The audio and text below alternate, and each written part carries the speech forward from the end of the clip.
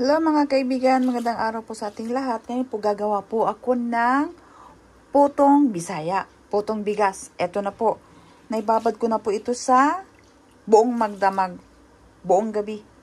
Hugasan natin, kalahating kilo lang po ito. Ito na po ha, nahugasan ko na, kagaya di dun sa bibingka ko na nasa oven. Ngayon, ilagay ko natin dito. Kalahating kilo po ito na bigas. Kalahating kilo. Tapos ilagay ko dito ang 1 and 1/2 cup water. Ayan, 1 and 1/2 cup. I-blend po natin ito ha. Ay, dami-damihan ko nga. Kung kayanin, maganda. Okay?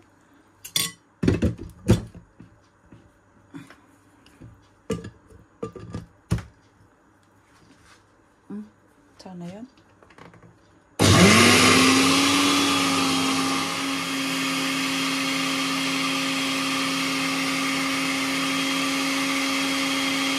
Ito na po. Ano na po natin.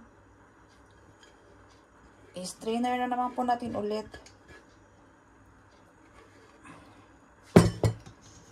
Ito lang siya.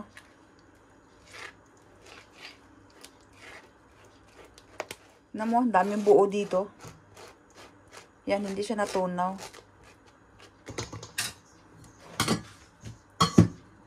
Ito po, hindi siya natunaw. Ayan. Ayan, tapos na. Ito na po siya. Ay, naku, nalaglag.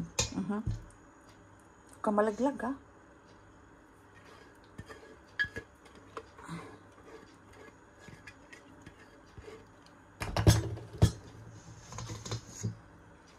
Siya. Ayan, natapos na po natin ha. Nagiling na po natin. Ngayon po, ilagay ko na itong 1 cup na warm milk po ito. Warm milk po siya. Warm. 1 cup lang.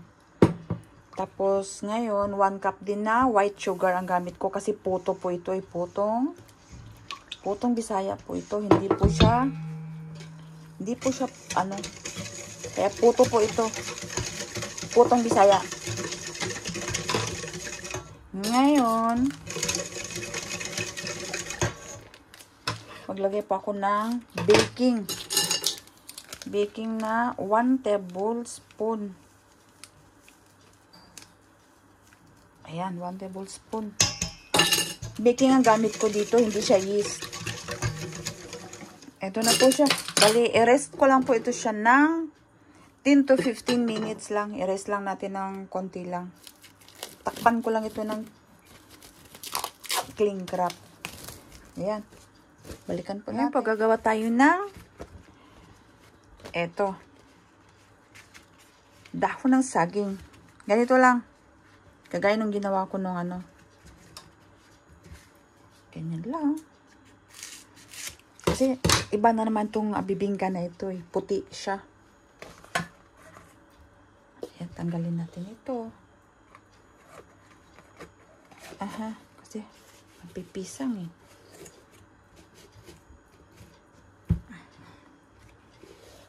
Okay? Ito siya. Oh, ganyan. Ayan, maglagay na po tayo. Meron ng 15 minutes. Awer. May 15 minutos na kaya. Magluto na po tayo. Kumulo na po yung tubig ko. Ayan. Kumulo na yung water ko. Ngayon, magsukat na po tayo. Bali, ang ilagay ko 1 and ganyan. 1/2 tsaka konti lang. Ganun lang. 1/2 cup. Tsaka konti. Dagdagan natin ng konti. Ayan.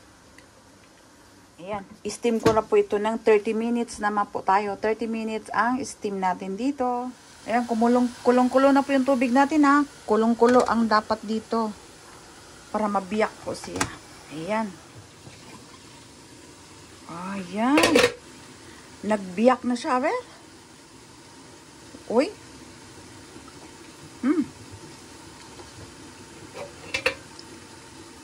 Kunti pa. Kasi may sumama pa eh. Ayan, luto na po yung unang batch ko. Meron pa dong 4. Ayan na siya oh. Ayan. Ang lambot-lambot niya. We, ang lambot-lambot. Eto na po mga kaibigan, naluto ko na po yung putong Bisaya ko ha. Putong Bisaya na naman ito. Nagawa sa bigas din. Kaya tingnan nyo. Ayan, wow. Sarap. Ngayon, magtikim tayo. Ang sarap nito. Ang sarap. Kaya maraming salamat po mga kaibigan. Ito na po ang hinahanap ko na puto. Kaya ang lambot-lambot na. Ang sarap po talaga. Kaya maraming salamat po. God bless po sa ating lahat. Enjoy cooking lang po tayo mga kaibigan. Bye!